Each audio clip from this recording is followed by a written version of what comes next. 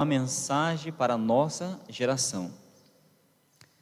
De todas as mensagens presentes, eu acredito que a mensagem para a nossa geração é a mensagem mais dura, porque nós temos também uma geração mais inclinada para o pecado. E eu quero convidá-los a abrir a Bíblia no livro do Apocalipse,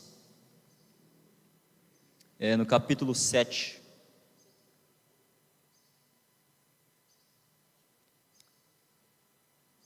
Versículo de número 1.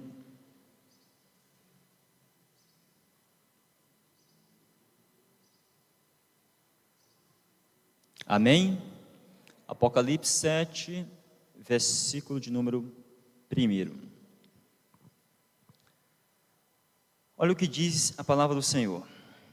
Depois disso, vi 4 anjos em pé, nos quatro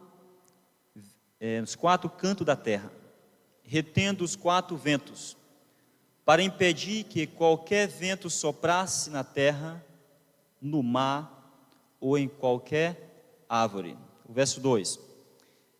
Então vi outro anjo subindo do oriente, tendo o selo do Deus vivo.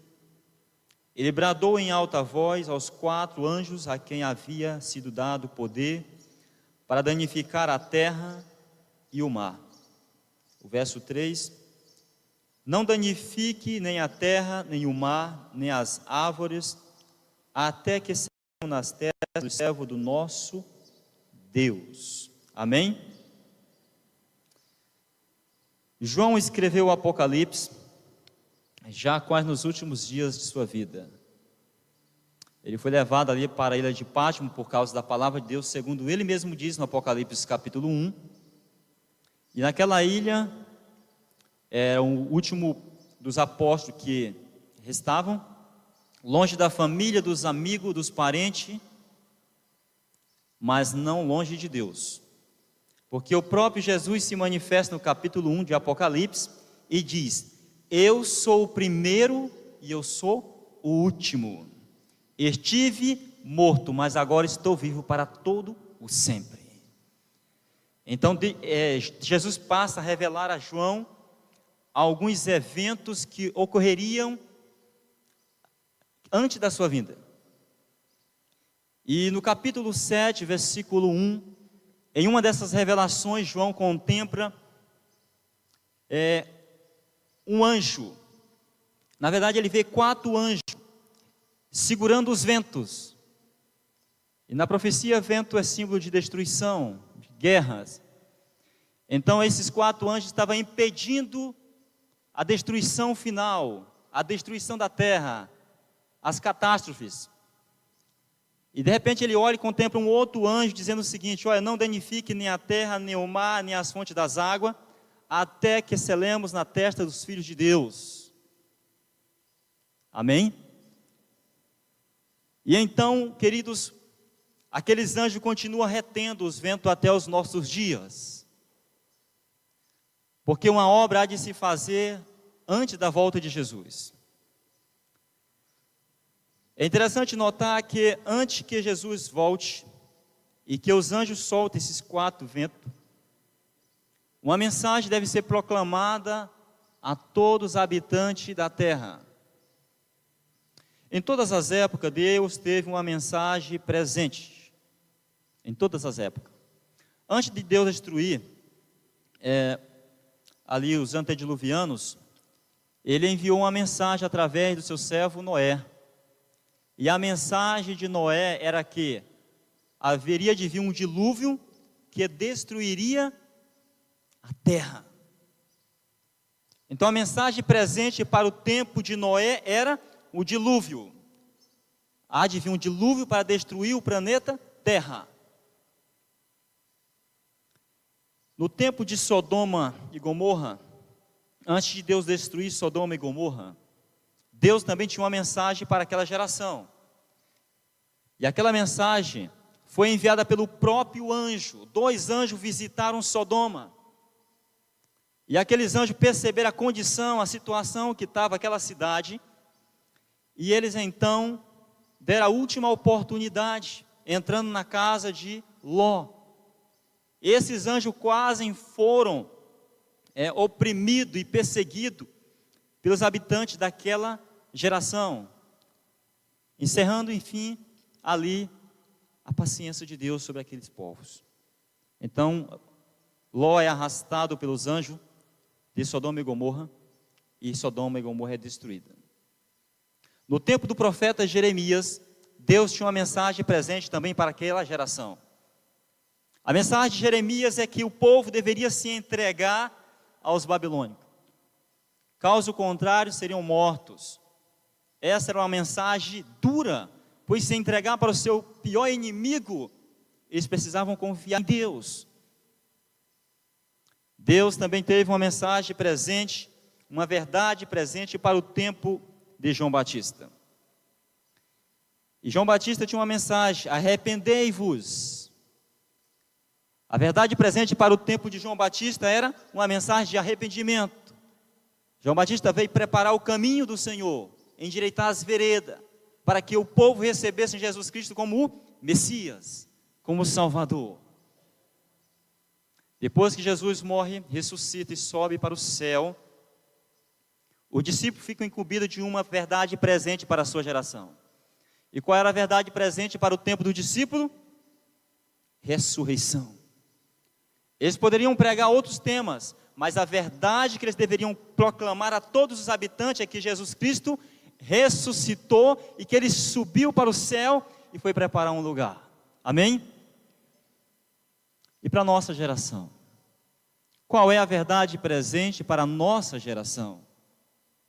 Eu quero ler com vocês Apocalipse capítulo 14, a partir do versículo de número 6.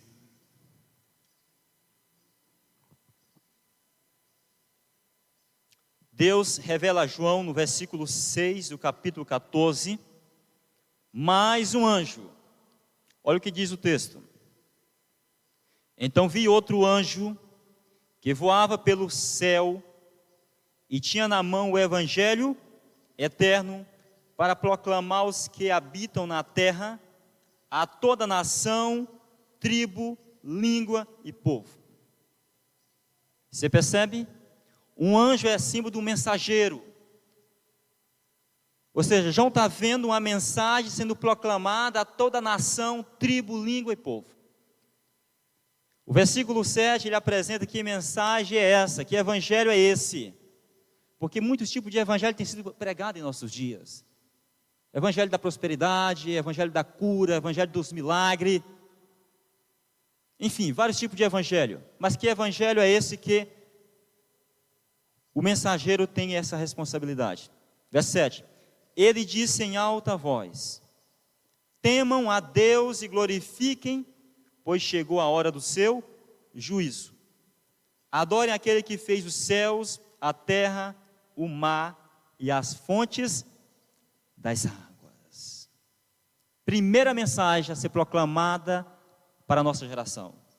Primeira verdade presente para nossos dias. Olha o que o mensageiro diz: temei a Deus. Temei a Deus. Respeitai a Deus. Tende referência para com Deus. E por que temer a Deus? O próprio versículo esclarece. Porque Ele é o Criador de tudo. Na mensagem do primeiro anjo há uma verdade que o mundo precisa conhecer. Hoje em dia é pregado nas escolas, nos filmes, nas novelas, nos desenhos, a mensagem da evolução, a teoria da evolução, de que o homem veio de uma grande explosão, que o homem veio do macaco, e de que o homem não tem um criador, ele mesmo é seu próprio Deus. Então vem o anjo aqui no capítulo 14 dizendo o seguinte: temei a Deus porque existe um Criador. Existe um ser que criou todo o universo. E que esse ser um dia vai juntar todos diante dele para o grande juízo final. O mundo precisa saber que em um momento da história haverá um acerto de conta. nós daremos conta de tudo que nós fizemos enquanto estamos vivos. Daremos de conta dos nossos talentos, dos nossos dons, da nossa fala, das nossas palavras, do nosso gesto, o que fazemos com o nosso tempo, o tanto de tempo que gastamos em determinadas coisas, tudo isso será levado perante o Criador de todas as coisas. Algumas pessoas chegam a dizer o seguinte: a vida é minha e eu faço o que eu quiser. Eu, geralmente, conversando, fazendo estudo bíblico, eu gosto de fazer a seguinte pergunta: se a vida é sua, por que você não decide quando morrer? Se a vida é sua, por que você não tem domínio sobre a morte? Isso mostra, queridos irmãos, que todos nós pertencemos a Deus. O fôlego que há em nós pertence a Ele. E no momento que Deus tira esse fôlego, nós descemos ao pó. Todo ser humano, por mais poderoso que seja, independente da cor, da raça, da tribo, de onde ele veio, se foi do Nordeste, se foi do Sul, no momento em que Deus tira o fôlego de vida, ele desce ao pó e volta como era antes. Primeira verdade presente: Deus é criador de todas as coisas, que deve ser adorado, diz o capítulo 14, versículo de número 7, adore aquele que fez os céus, a terra, o mar e as fontes das águas. Isso nos leva a um texto bem parecido, que é Êxodo capítulo 20, versículo 11, quando fala sobre o sábado, ele diz o seguinte: porque em 6 dias fez o Senhor os céus, a terra, o mar e as fontes das águas. Dentro da primeira mensagem angélica, há uma verdade sobre o sábado que deve ser proclamada a todo o universo. Segunda mensagem, ou verdade presente para a nossa geração. A primeira é que nós devemos pregar que existe um Criador, que é Deus. Esse Criador merece reverência, respeito e adoração. A segunda verdade presente nós encontramos no versículo 8. Um segundo anjo seguiu dizendo: caiu a grande Babilônia, que fez todas as nações beberem do vinho da fúria da sua prostituição. Que mensagem poderosa! Quem deve pregar essa mensagem? O povo representado por esse anjo voando pelo meio do céu. Nenhum anjo literal, amados irmãos, vai descer do céu e vai proclamar essa mensagem. Quem vai proclamar essa mensagem? O povo do advento. Nós, como igreja. É uma mensagem dura de se ouvir? Sim. As mensagens que Jesus apresentou na sua época nem sempre foram boas de se ouvir. Algumas mensagens trouxe perseguição aos discípulos. Discípulos foram mortos, alguns foram torturados, levados à fogueira, outros foram crucificados por causa da mensagem que eles levavam. Nem sempre a mensagem vai trazer, vai ser uma mensagem agradável às pessoas. Esse anjo proclama a queda de Babilônia. Só que na época de João, Babilônia já tinha caído há muito tempo. É interessante notar que o termo Babilônia, ela vem de Babel, e significa confusão. Foi lá na Torre de Babel que houve a primeira confusão de línguas, onde Deus confundiu a língua dos povos. E ali, no mesmo local onde foi destruída ali a Torre de Babel, foi construída Babilônia, que é o termo usado no Apocalipse capítulo 14, versículo 8, Babilônia. E existe algumas semelhanças, algumas características de Babilônia literal com a Babilônia espiritual do tempo do fim. A primeira coisa é que o próprio termo Babilônia significa confusão. A Babilônia espiritual do tempo do fim também seria confusão religiosa. Uma outra coisa que podemos notar de Babilônia é que a Babilônia literal existia um líder, Nabucodonosor, um homem que se dizia ser o próprio Deus na terra. Nabucodonosor dizia ser o homem mais poderoso da sua época. A voz dele é como se fosse a voz de Deus. O que ele falava, o mundo deveria temer e respeitar e obedecer. Então, a primeira característica que podemos ver em Babilônia é que em Babilônia existe um líder espiritual que é como se fosse o porta-voz de Deus na terra. A segunda coisa que encontramos na Babilônia literal é que os seus cultos, ali em Babilônia, eram conduzidos cheios de idolatria. Havia imagem em todos os santuários. A adoração era feita no meio da idolatria. Havia ídolos para todos os lados. Alguns historiadores chegam a dizer que existiam cerca de 600 deuses. Então, a Babilônia espiritual também, os seus cultos, é realizado no meio da idolatria, no meio de imagens de escultura.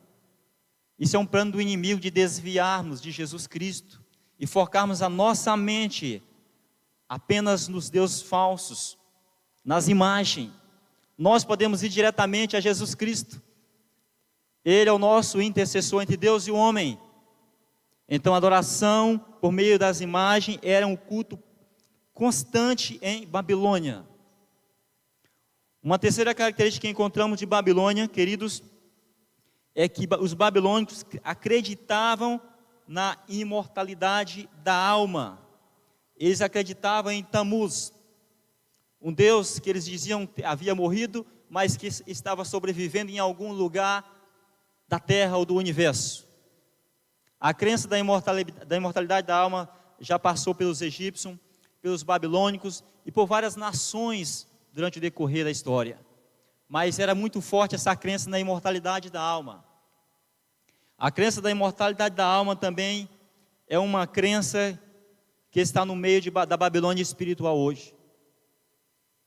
A maioria das pessoas acredita que quando alguém morre, ela vai, se ela foi boa, ela vai diretamente para o paraíso. É comum em alguns velórios, pastores, líderes de igreja, declararem que o corpo do irmão está aqui, mas que a alma já está na glória, glorificando o nome do Senhor. Essa crença da imortalidade da alma é uma confusão religiosa que está no meio da grande Babilônia. Ela não é uma crença de hoje, ela surgiu lá no Éden, pela serpente, usada pelo inimigo de Deus. Uma outra crença na Babilônia que predominava era a adoração ao sol. Eles acreditavam que o sol era um grande Deus, e esse Deus é quem dava vida, é que nutria. É interessante notar que a crença da adoração ao sol, ela passou também por várias gerações. Ela chegou também em Roma. Nós sabemos hoje que não há uma crença direta assim, adoração ao sol em Roma, mas existe um símbolo da adoração do sol, que é a crença no domingo. A crença no domingo é a adoração ao sol. Não sei se vocês sabiam disso, mas podem pesquisar. Quando você lê Apocalipse 17, versículo 4, dentro ainda da segunda mensagem do anjo, Apocalipse 17, versículo 4 a 6, olha o que João vê, falando sobre Babilônia. A mulher estava vestida de púrpura e vermelho, e adornada de ouro, pedras preciosas e pérolas. Segurava um cálice de ouro, cheio de coisas repugnantes, e das impurezas da sua prostituição. Verso 5. Em sua testa havia escrito: mistério, Babilônia, a grande, a mãe das prostitutas e das práticas repugnantes da terra. Verso 6 e último. Vi que a mulher estava embriagada com o sangue dos santos, o sangue das testemunhas de Jesus. Mais uma revelação é passada a João. Ele vê então agora uma mulher com um cálice na mão, e dava de beber a todas as nações do seu vinho. O vinho aqui é símbolo de doutrinas, ensinamentos. E é interessante notar que o verso 6 diz que a mulher ela estava embriagada com o sangue dos santos. A mulher representa a igreja no Apocalipse. E essa igreja, que dizia essa igreja cristã, a igreja de Deus, ela havia matado milhares e milhares de crentes durante a história. Ela estava embriagada na visão que João contempla. Sabe, queridos, olhando para todas essas características, nós podemos chegar à seguinte conclusão: que Babilônia tem como um líder, tem como conjunto de doutrina e ensinamento, como a crença da imortalidade da alma, a adoração aos ídolos, adoração ao sol, um líder que é o porta-voz de Deus aqui na terra, e agora uma igreja que mata os santos do Altíssimo. Não existe nenhum outro grupo, nenhum outro grupo que nós podemos descrever que não seja aqui Roma papal hoje. Ela preenche todas as características aqui. Foi a igreja que durante a Idade Média perseguiu os crentes, por causa da palavra de Deus. É um grupo de pessoas hoje que crê na imortalidade da alma. A adoração de imagem e escultura faz parte de seus cultos, assim como lá em Babilônia. A adoração ao sol, a proclamação do dia de domingo como o dia do Senhor, o dia do sol, é proclamada também em seu meio. E essa mensagem, querido, felizmente, é nós que precisamos proclamar. Babilônia deu de beber a todas as nações. Não é só a grande, a mãe, que crê na imortalidade da alma, não, queridos. As igrejas protestantes, que deveriam protestar, deveriam dar continuidade à reforma que Martinho Lutero começou, pararam de reformar.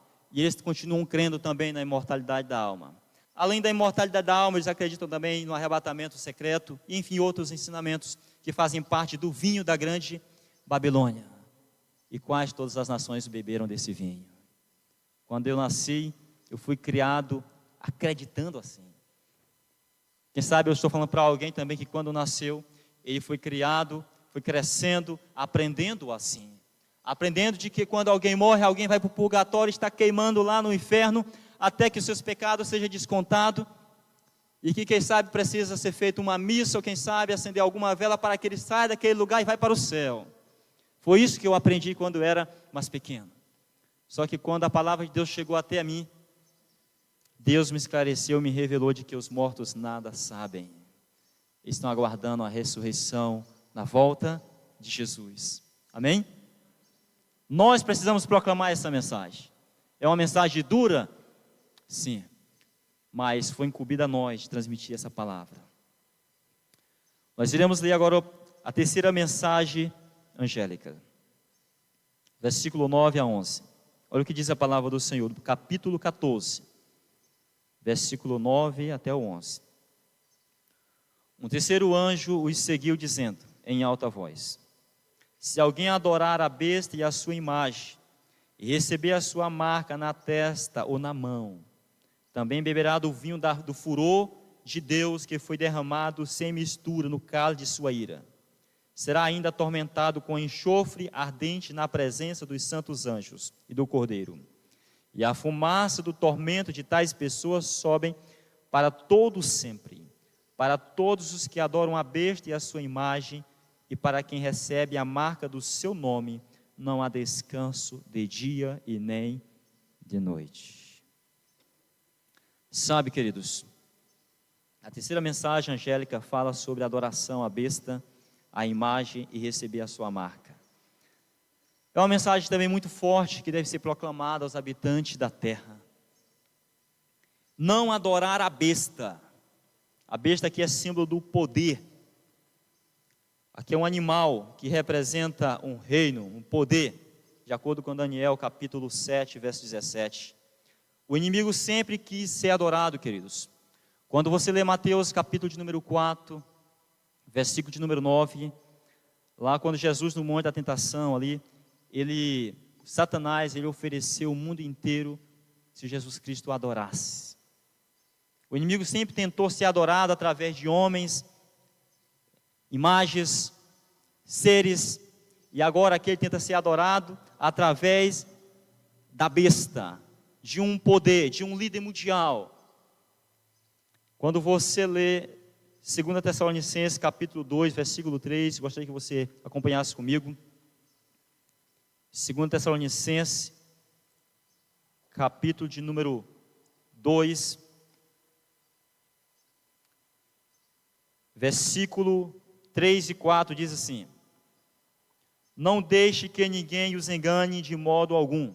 Antes daquele dia virá a apostasia, e então será revelado o homem do pecado, o filho da perdição. Este se opõe e se exalta acima de tudo que se chama Deus ou é objeto de adoração, chegando até a assentar-se no santuário de Deus, proclamando que Ele mesmo é Deus. Antes da volta de Jesus, Paulo adverte a igreja que a besta, o anticristo, um ser proclamando adoração a si mesmo, surgiria. E nós sabemos que hoje o mundo espera por um líder mundial. Um líder mundial. Alguém que possa resolver o problema da humanidade. O islamismo está esperando este líder. Eles estão à espera de um grande profeta que há de surgir para resolver o problema da humanidade e colocar o islamismo como uma única religião mundial. O judaísmo acredita na vinda do Messias. Messias esse que já veio, mas que eles não o receberam. De acordo com João capítulo 1, versículos de 1 até 10. Veio para o que eram os seus e os seus não receberam. E o cristianismo? O cristianismo espera pela volta de Jesus. Então as três maiores religiões do mundo esperam um líder que possa resolver o problema da humanidade. Os problemas da humanidade, melhor dizendo. O problema da fome, da ecologia, da economia, do tráfico de droga, das armas, da imigração, o problema da internet, o problema das guerras. E esse líder mundial está sendo aguardado pelas maiores religiões do mundo. No filme Arrebatamento Secreto 1 e 2, e também em outros filmes feitos por algumas religiões, eles apresentam ali esse líder. Alguns acreditam que esse líder mundial, ele é o presidente da França, Emmanuel Macron. Em alguns filmes tem apresentado ele como se fosse certeza absoluta que ele é o grande líder que vai surgir, representando aqui pelo anticristo, que vai dominar o mundo. Sabe, queridos, o inimigo sempre tentou desviar-nos, o povo, do foco. Sempre, em todas as gerações. Todas as gerações. Quando você lê com grande conflito ou conflito dos séculos, na página 619, a serva do Senhor diz o seguinte: o papado é exatamente o que a profecia declarou que havia de ser: a apostasia dos últimos tempos. O papado que os protestantes hoje se acham tão pronto para honrar é o mesmo que governou o mundo nos dias da Reforma.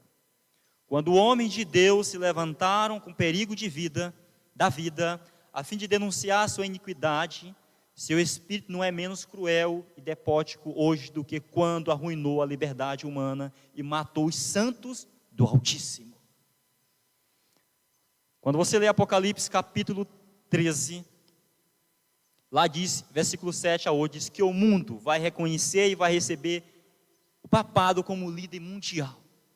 E nós sabemos que hoje o Papa anda pelo mundo inteiro, querendo unir todas as religiões. É um homem carismático, um homem sábio, e que muitos admiram. Presidentes se curvam diante dele, até mesmo o presidente dos Estados Unidos da América. Muito em breve haverá uma religião mundial, o ecumenismo, e o povo de Deus será oprimido no tempo do fim, segundo Apocalipse, capítulo de número 13, do versículo 7 até o versículo 8. Só que a advertência do anjo não é só para não adorar a besta, mas também a sua imagem. No livro Eventos Finais, página 196, a serva do Senhor diz o seguinte: a imagem da besta representa a forma de protestantismo apóstata, que se desenvolverá quando as igrejas protestantes buscarem o auxílio do poder civil para a imposição de seus dogmas. Assim como foi no passado, quando a igreja se uniu com o Estado, formou uma imagem, assim também no tempo do fim, quando a igreja cristã protestante se unirem também ao Estado, surgirá também a imagem, será formada a imagem. Ela continua descrevendo no livro História da Redenção, página 381, quando as igrejas do nosso país, ligando-se em pontos de doutrina que lhes são comuns, influenciarem o Estado para que imponha seus decretos e lhe apoie as instituições, a América protestante terá então formado uma imagem da hierarquia romana. Então será a verdadeira igreja assaltada pela perseguição, como foi o antigo povo de Deus do passado. Em Apocalipse 13, versos 14 a 15, diz que será lançado um decreto de morte para matar aqueles que não adorarem a besta e nem a sua imagem. Para aqueles que não quiserem fazer parte do ecumenismo e reconhecer o Papa como líder mundial, haverá uma perseguição para esse grupo de homens e mulheres. Sabe, há uma advertência também aqui para não aceitar a marca da besta. Você percebe que as 3 mensagens angélicas é uma mensagem muito forte de se pregar e também de se ouvir. Ela machuca o coração, ela fere, ela deixa ferida. E quem é que vai estar disposto a proclamar essas mensagens? Senão a igreja que Deus levantou no tempo do fim. Com respeito à questão da marca da besta, o que a gente se vê falar tanto nos nossos dias é que a marca da besta é o chifre implantado na pele, de que a marca da besta é o código de barra, que a marca da besta é a tatuagem feita na fronte ou na mão. E aí existe muito questionamento sobre a questão da marca da besta. Só que a verdadeira mensagem não está sendo proclamada. Sempre o inimigo vai levar mensagens falsas para que o povo creia nelas. E a verdadeira mensagem, o que é a marca da besta? Sabe, quando você lê Apocalipse capítulo 13, quero ler com vocês, versículo 16. Capítulo 13, verso 16. Olha o que diz a palavra do Senhor. Verso 16 e 17. Também obrigou todos pequenos e grandes, ricos e pobres, livres e escravos, a receberem certa marca na mão direita ou na testa, para que ninguém pudesse comprar nem vender, a não ser quem tivesse a marca, que é o nome da besta e o nome do seu nome. Essa é uma profecia que ainda está para o tempo do fim. Uma época em que o povo de Deus não poderá comprar e nem vender. Uma época em que nós seremos controlados por um grande líder. E uma das coisas que eles estão trabalhando é tirar o dinheiro de circulação. A maioria de nós já fazemos transações comerciais, compramos, vendemos, sem pegar em dinheiro, só com cartão de crédito, com alguns aplicativos mais modernos que nós temos hoje. Uma vez tirando o dinheiro de circulação da mão do homem, e bloqueando o seu cartão ou o seu aplicativo, você não tem condição de comprar nada. Você está na mão do grande líder. Então eles poderão dizer o seguinte: só vai comprar e vender quem aceitar aquilo que nós impor. Será o tempo então que será proclamado, instituído, o domingo como um dia do Senhor, mundialmente. E quem poderá comprar e vender? Quem aceitar os decretos de Roma. Aqueles que não aceitar não poderão comprar e nem vender e ainda serão perseguidos, diz Apocalipse capítulo 13, por causa da palavra do Senhor. Sabe, Daniel capítulo 7, 25 fala que surgiria um poder que mudaria a lei de Deus. E nós sabemos que esse poder foi Roma. Eles mudaram a lei de Deus, tiraram o mandamento do sábado e colocaram o domingo. E mudaram também a questão das imagens de escultura. Isso está bem descrito lá no Catecismo, na página 545, edição Loyola, julho de 2000. Mandamento modificado. Então, o mandamento modificado, ela é uma marca de autoridade. Ezequiel capítulo 20, versículo 12, versículo 20, ela fala que o sábado é a marca ou é o sinal de Deus, de autoridade de Deus. Ele como criador, ele tem uma marca de autoridade. Só que Roma também tem a sua marca de autoridade, a marca da besta, a marca do poder dessa autoridade. E que marca é essa? Colocar o domingo no lugar do sábado. Essa é a marca de autoridade. Eles tiraram da lei de Deus. Essa será a marca da besta. A aceitação do domingo como dia do Senhor. Ainda não é a marca da besta. Apenas quando ser imposta por obrigação a todos os habitantes da terra. E então o inimigo coloca o que? O código de barra, o chip implantado na pele, a tatuagem, porque ele sabe que ele quer esconder aquilo que é mais sagrado do Senhor. O seu dia de adoração. Quando você lê o livro Eventos Sinais, página 192, a serva do Senhor diz o seguinte: quando vier a prova, será mostrado claramente o que é a marca da besta. Ela é a observância do domingo. Os homens não só não deverão trabalhar com as mãos no domingo, mas reconhecer com a mente que o domingo é o sábado. Essa semana, fazendo um estudo bíblico, a gente falou sobre a questão dos mandamentos, a questão do sábado. E eu perguntei para uma senhora qual era o primeiro dia da semana. Ela me disse que era a segunda-feira. E eu continuei, mas como pode o primeiro ser o segundo? Como pode o primeiro ser o segundo? Até que ela raciocinou e disse que realmente não pode. Aí eu falei, pega um calendário aí para mim ver que dia é o primeiro dia da semana. Sabe, não existe mais calendário, sumiram. E os que existem agora, o primeiro dia da semana é a segunda-feira. Os calendários que existem, o primeiro dia da semana é a segunda-feira. E quando o povo adventista chegar e dizer o seguinte, nós guardamos o sábado, o sétimo dia da semana, nós não podemos trabalhar. E eles vão olhar para o calendário e vão dizer, olha, o sábado é o sexto dia da semana, é dia de trabalho. Sabe, estamos caminhando de forma rápida para o tempo do fim. Nós não podemos perder tempo no meio dessa jornada, dessa caminhada.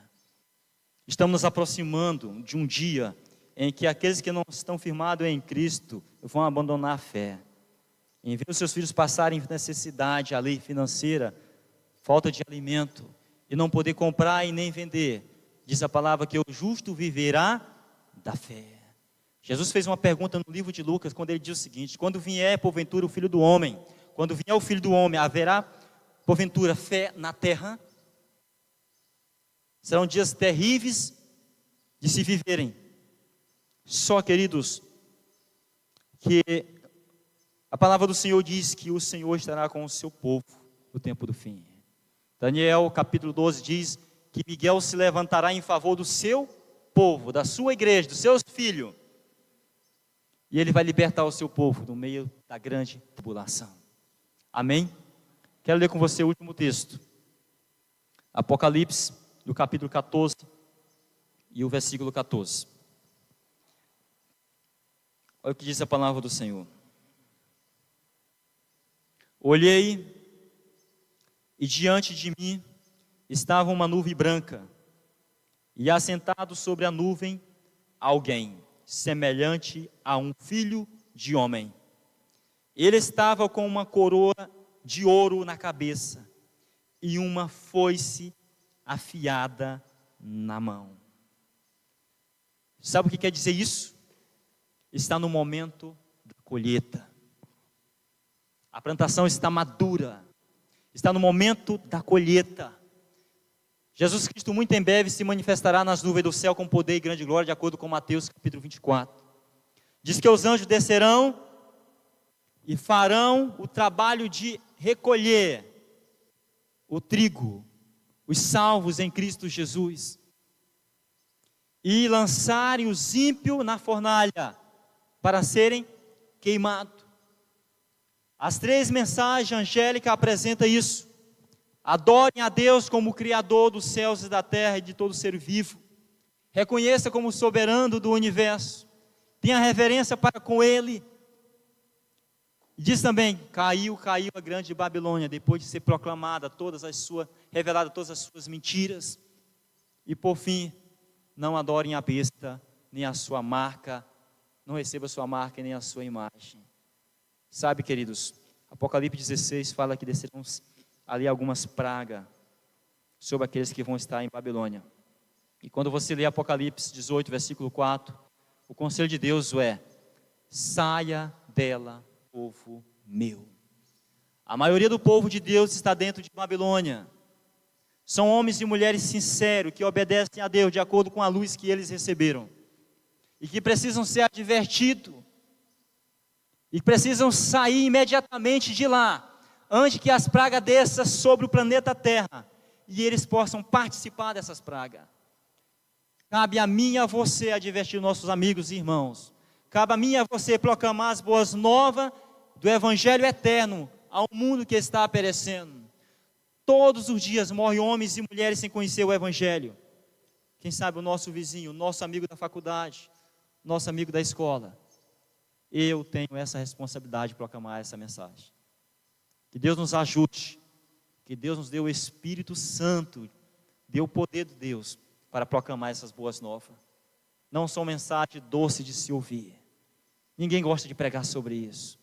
Ninguém gosta de falar sobre um assunto como esse, porque a mensagem dói, ela fere, mas precisa ser proclamada. Amém?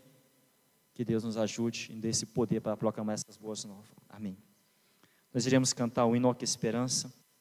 Vamos colocar em pé e vamos louvar o Senhor.